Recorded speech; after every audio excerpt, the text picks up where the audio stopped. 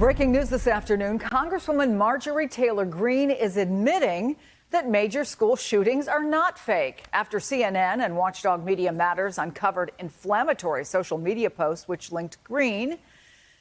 She, in fact, did claim the Parkland and Sandy Hook massacres were false flags and defended her harassment of Parkland survivor David Hogg. I looked up his age before I talked to him, found out he was the legal adult. And so that's why I talked to him. And I told him, you have no idea what you're doing. These type of bills would leave Americans defenseless. These are not red flag incidences. They are not fake. And it's terrible, the loss that these families go through and their friends as well. And it should never happen. And it doesn't have to happen if we would protect our children properly. We should note that NBC News did not review the social media posts that began this firestorm. Greene has called the reporting on her alleged posts a hit piece, saying others have managed her social media profiles. Joining me now is NBC News Capitol Hill correspondent Garrett Haake. Nevertheless, this does appear to be a change in tone. And if you believe what we have read about these social media posts, again, we have not verified them. It is a change in her story. We don't know, but it does come at about motivation, but it does come at a time when there is increasing pressure to take some action against her, even among Republicans, right?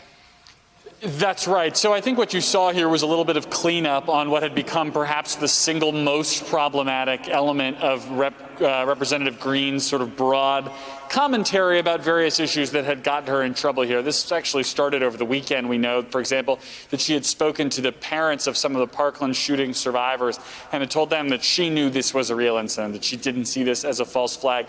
There you saw her do it herself in front of a more friendly media outlet, kind of walking some of this back. What I don't think this does is significantly relieve pressure on largely the Republican leadership to figure out what to do about this Congresswoman here who's going to have all of her incendiary comments hung around the necks of every Republican running for re-election in 2022. We've already got Democrats floating a couple of different options to try to punish her, either censure, stripping her of committee assignments. And this meeting we expect to see with Minority Leader Kevin McCarthy and the Congresswoman later in the week, which could be telling how far he decides to go in trying to rein her in or embracing the way in which she has excited some elements of the Republican base. Yeah, we had a full screen up there showing the different options for Kevin McCarthy, but are you getting any sense at this point where he may be leaning? We see that it takes 2/3 of the House to expel, majority to censure.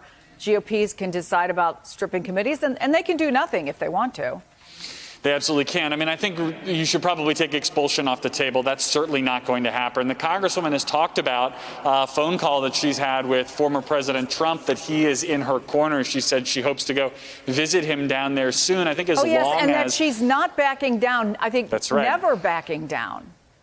That's right. And I think as long as she has the former president in her corner, that would make it very hard for Kevin McCarthy or anyone else to discipline her in any way. You know, she is a source of increasing consternation for Republicans because of that. They are essentially caught between their base and a desire not to have to defend her comments every day.